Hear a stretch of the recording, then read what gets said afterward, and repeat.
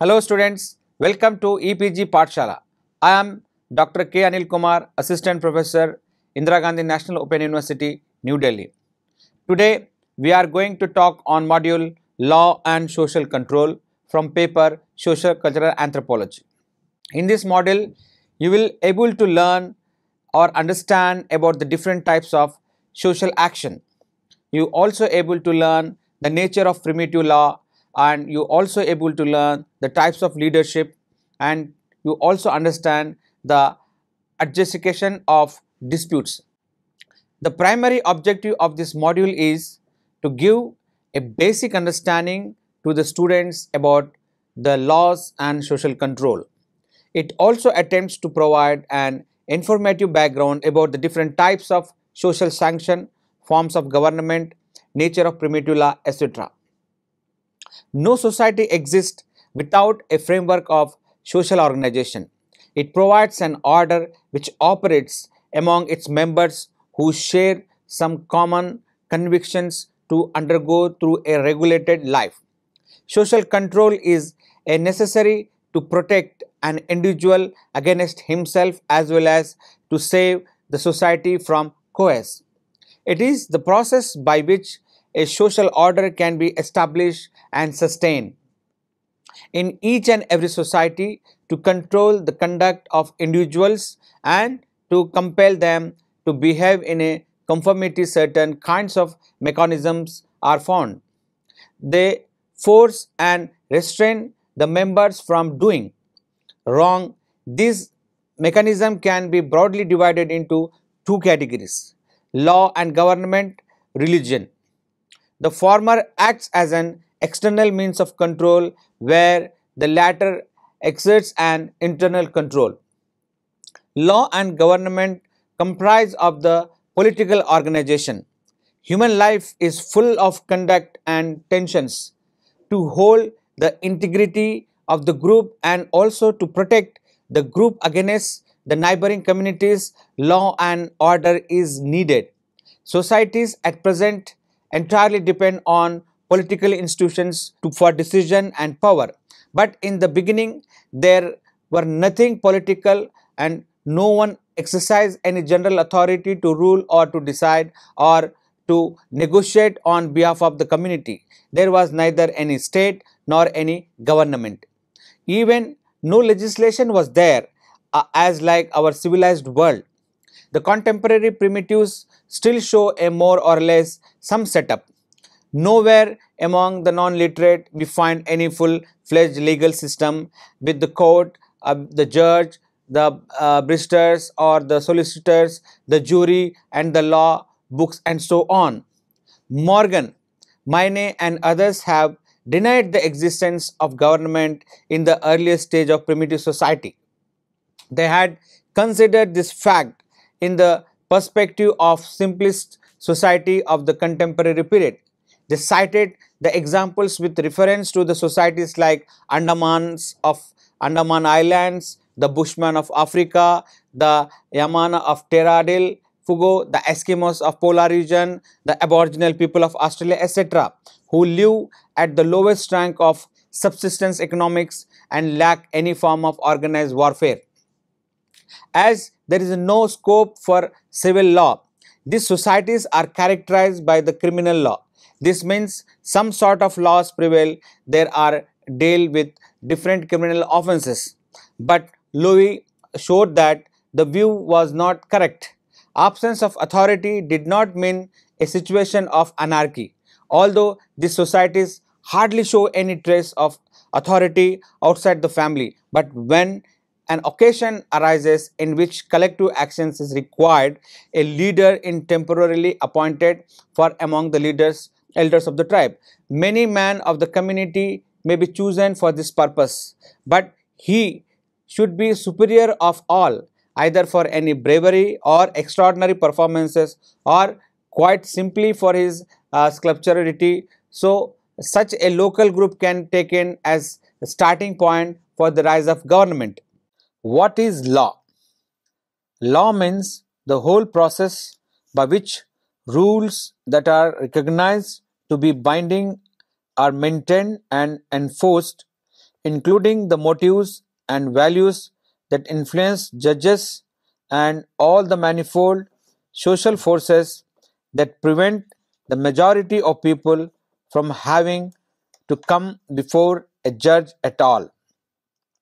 When Radcliffe Brown wrote, "Some simple societies have no law, although all have customs which are supported by sanctions," he was thinking of a specific way of enforcing rules and also by implications defining laws and rules enforced in this way. But when Evan Pritchard wrote that within a newer tribe there is a law, he implied that law exists where people agree that certain actions infringe the rights of others and also agree that injuries can be made good, and so disputes formally settled and the parties reconciled by the payment of compensation. By implication, he here defined law in terms of an institution, the procedure of compensation and reconciliation. If a Nuer is injured by a member of another tribe, he is held to be justified in retaliating, but there is no procedure for ending the quarrel and therefore, on his argument, no law. What kind of rules or laws? Every society has rules that it calls laws and others that it calls customs. Both are matters of knowing how people expect of them. Where there are what Malinowski called courts and constables, people recognize that you can do many things that other people won't like, but only some of them will get you into trouble with the police. That you may have many grievances against other people, but you can only go to law about some of them. The difficulty of definition arises where there are no courts or constables. Some writers on that type of society play safe by referring to customary law. Are we then it is a necessary to frame a definition to tell us which of these rules or laws and which not? Such definitions are constantly being offered, examined and rejected. What is called Austinian definition of law, the command of a sovereign, obviously cannot apply where there is no sovereign, and it has been rejected by lawyers in modern state as well. Some American writers have said that law is whatever you can expect a court to enforce, but that is no good where are no courts. The anthropologists who have contributed most of the study of law in the last 2 decades are the American E. A. Hobel and the South African Max Gluckman. Hobel expands Radcliffe Brown's definition in a manner that would grant the possession of a law to the Nuer and to the other peoples where the public opinion allows and approves retaliation, although there is no court to authorize punishment. Indeed, Hobel would say that there is a court, what we call the bar of the public opinion. Hobel writes, a social norm is legal if its neglect or infraction is regularly met, in threat or in fact, by the application of physical force by an individual group possessing the socially recognized privilege of so acting. Gluckman dealt with this difficulty by showing that a distinction between types of societies is a different matter from the distinction between different types of rules. Courts and constables are legal or judiciary institutions, and they are possessed in some form by every society that recognizes a rural and some others as well, such as the East African Age organized societies where the settlements of disputes, the duty of elders as a body. Societies without courts, says Gluckman, have rules of raw law but no legal rules. He calls such societies a legal. The rules he refers to are those that Redcliffe Brown called jural. The word comes from the Latin word jus, meaning a right, whereas legal comes from the Latin word lex, meaning a law in the sense of something enacted, the command of the sovereign. So, justice by derivation means giving people their rights rather than enforcing laws, and this is somewhere in people's mind when, as they often do, they contrast justice and legality. Forms of government. The different forms of government as found among the existing societies can be classified in the following ways. Oligarchy. When the supreme power of the state is vested in the hands of a small exclusive class. Next, monarchy. When the supreme power is vested upon a single individual, the king. Then, gerontocracy. When the government is run solely by the old men of the society. Then, democracy. When the supreme power rests on a representative group of the common people, elected representatives from the state form of the government. Then, theocracy. When the supreme power is endowed with the priest or other sacred specialist, such type of government shows a supernaturalistic domination over the government. Social control. In this, first we'll learn about types of social control. Society makes use of various means of social control depending upon the time and social situation for the realization of its purpose. Formal control. Formal control is law, legislation, military force, administrative devices, political, educational, economic, etc. Formal social control. Courts. State systems possess a monopoly on the use of force. Through systems of codified law, state both forbids individuals from using force and determine how it will use force to require certain behavior from citizens. When legal prescriptions are violated, state has authority to fine, imprison, or even executes the wrongdoer. Unauthorized use of force happens crime, rebellion, revolution. Emphasizes on punishment to avoid threat to legitimacy of political and legal authority. Whereas state systems of government emphasize punishments, some small-scale society emphasize re-establishing harmony. Informal control. In informal control, public opinion, sympathy, sense of justice, norms, values, folkways, mores, customs, religions, morality, fashion, etc. Agencies of social control. There are following agencies of social control, that is, law, state, education, folkways, mores, administration, religion, family, neighborhood, public opinion. Nature of primitive law.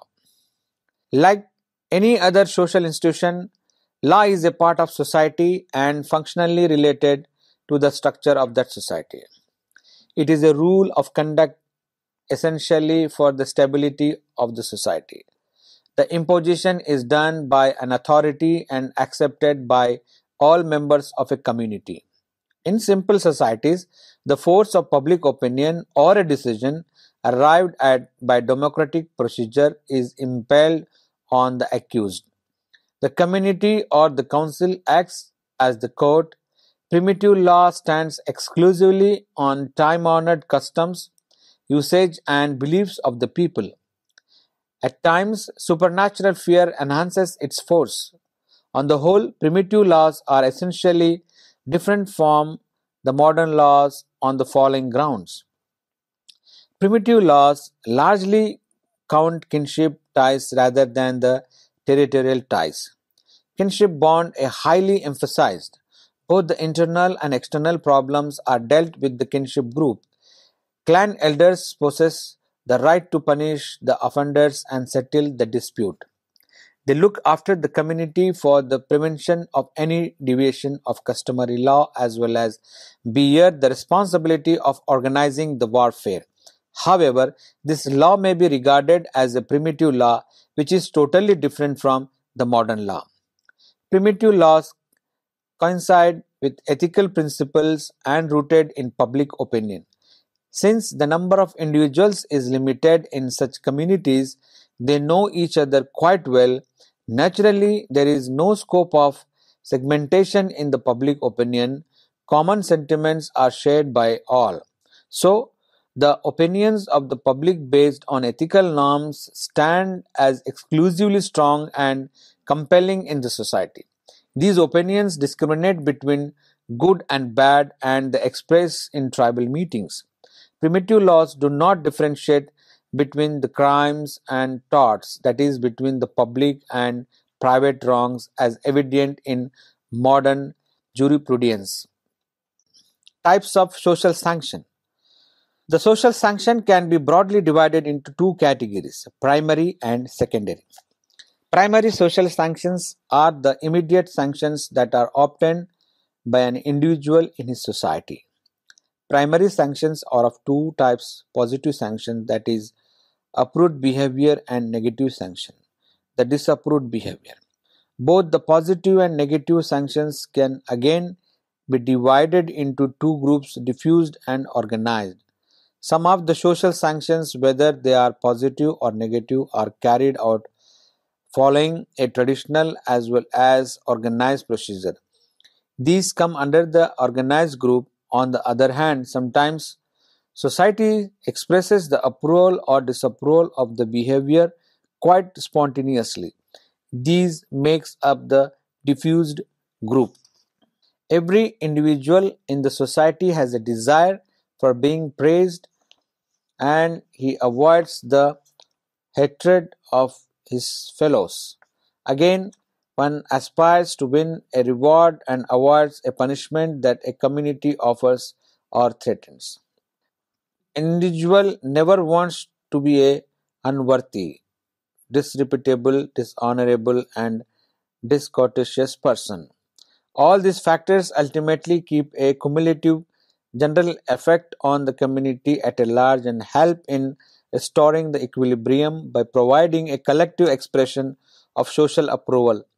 Negative sanctions in a primitive society generate from the ethical and supernatural forces because certain acts are considered as displeasing to God, which make the accused a sinner. Forms of positive sanction. The common belief is that ancestor and other spiritual being is pleased by good conduct. Some believe in reward after death. Ho Nagas is a headhunting tribe. In their society, the individuals who hunt a greater number of heads achieve a higher position in the society. In diffuse type of positive social sanction, an individual is praised for his work. He is respected by his fellow member in the society. In case of organized positive social sanction, special honor is bestowed on a person. He is crowned or glorified in some definite ways. Forms of negative sanction. It is the disapproval for the non-observance of certain social standards. In diffuse negative sanction, the force of authority is supernature. Among the Nagas, eating of a goat meat is prohibited. They believe that those who ignore this taboo, their hair become prematurely grey.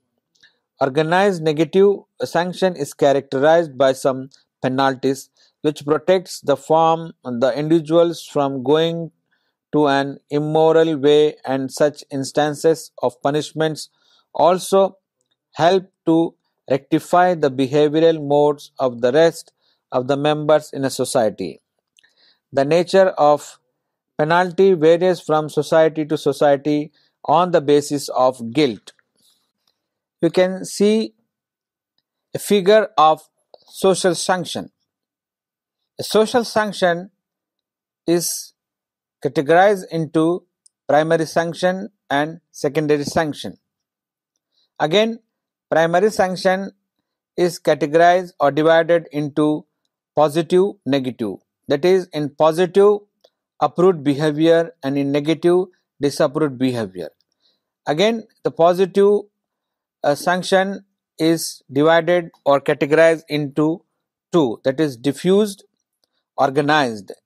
In diffuse it is praise, in organized it is honor, decorations, title. Whereas in negative sanction it is again divided into diffused and organized. In diffused it is moral or ethical, satire or ridicule, religious or supernatural. And in organized you see penal law, confinement, exclusion from the community, loss of rights, social ranks, etc. Degradation, fine, infliction of bodily pain. Students, now we'll discuss about adjudication of disputes. Establishment of guilt is always important for the administration of the justice. A judgment essentially comprises of two parts: evidence and punishment. Evidence: the process by which the innocence or guilt of a person is established is called evidence.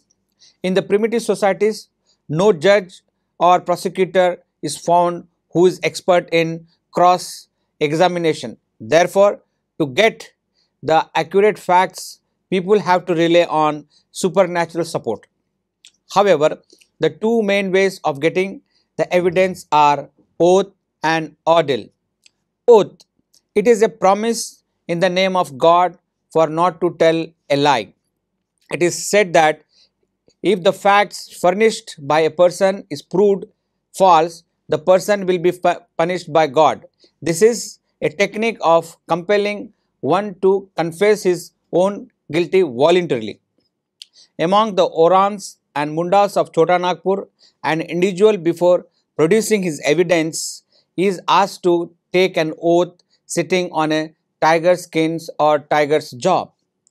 Ordeal: it is a process of determining the guilt or innocence by submitting the accused to a dangerous or painful test under supernatural control. Among the primitive, such tests are usually done with fire, charcoal, and water. For instance, among the Orans, of piece of burning charcoal is placed on the palm of two boys who are suspected of theft. If one of the boy is able to bear the hot charcoal on his palm, he is considered as innocent, whereas the other boy is considered as guilty. Now, punishment: if anyone violates the general rule of the tribe, he is punished by the leaders of the community, and punishment correspond to the organized negative sanction of the society. The several modes of punishment can be categorized into two principal types, that is trial and voir guilt, according to the gradation of crimes. So student, now we summarize the whole module. As I told you, the primary objective of this module is to give a basic understanding to the students about the laws and social control. It also attempts to provide an informative background about the different types of social sanction, forms of government, and nature of primitive law. Laws do not change usually, only the interpretations are changed.